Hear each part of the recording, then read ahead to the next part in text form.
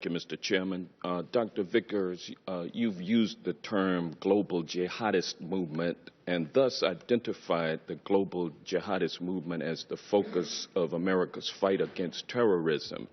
Isn't it a fact that the global jihadist movement is very closely linked to the teachings of Wahhabism? Yes or no? Yeah, I would say they draw inspiration in a perverted sense, but yes, I would say, and Robert may want to elaborate on that. The two big global jihadists are Al Qaeda and ISIL. And they draw their inspiration from the Wahhabi strain of Islam, isn't that correct? Yes. And the Wahhabism is a 18th century offshoot of Sunni Islam, which began in the land that has come to be known as Saudi Arabia. Isn't that correct? And Wahhabism seeks to purify Islam by getting rid of a number of human behaviors and practices that it considers to be sins against Allah. Correct? Correct. And Wahhabism is a strict, fundamentalist, highly intolerant strain of Islam. Correct? Yeah. Correct? And now, isn't it a fact that the Saudi ruling monarchy derives its legitimacy by reliance on the ideology of Wahhabism?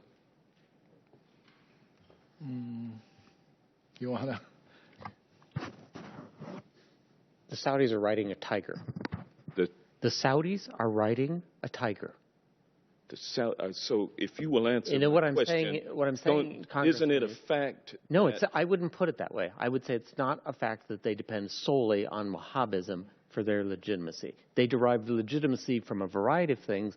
One of them is Wahhabism, but it is not the only one. Well, is it fair to say that Wahhabism is the state-sponsored religion of Saudi Arabia?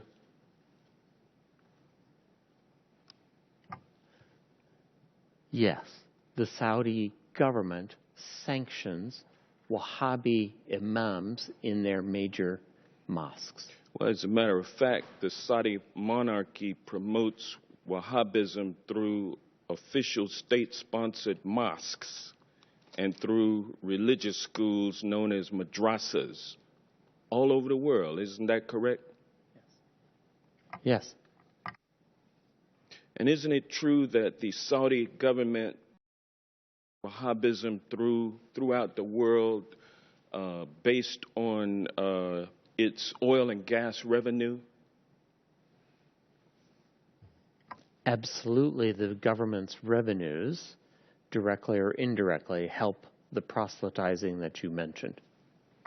And the Wahhabism ideology lines up with the ideology of ISIL. Isn't that correct? I would say no. For example, the Wahhabis in Saudi Arabia, the official ones, do not kill Shia. They persecute them. They do not have equal rights. They do not have equal rights, but they don't kill them. However, a Shia in Mosul or a Shia in Raqqa is liable to be killed. Well, yeah, but it's true, though, that the ideology of ISIL lines up with Wahhabism. I would say it's a starting point, and then the Islamic State has taken it several steps farther. Yes.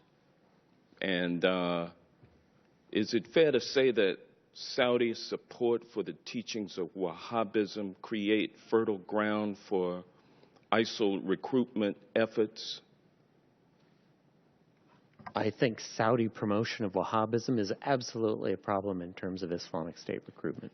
And so we will be unable to defeat the global jihadist movement, which is based on largely Wahhabism, which is a state-sponsored religion of Saudi Arabia, without somehow enlisting the support of the Saudi royal family in withdrawing its financial support for Wahhabism.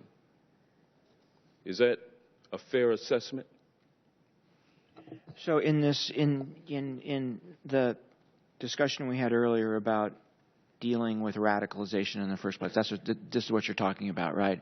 I think Saudi Arabia is a center of where that needs to take place. So there needs to be a discussion with the Saudis about their support for Wahhabism and how it should be treated and how they should think about it. So absolutely right. What was the latest amount of arms that we sold to Saudi Arabia? The latest shipment, I think it was, what, $100 million worth of arms? Well, there's support for the campaign in Yemen, but the arms sales that occur periodically are in the billions of dollars. Thank you.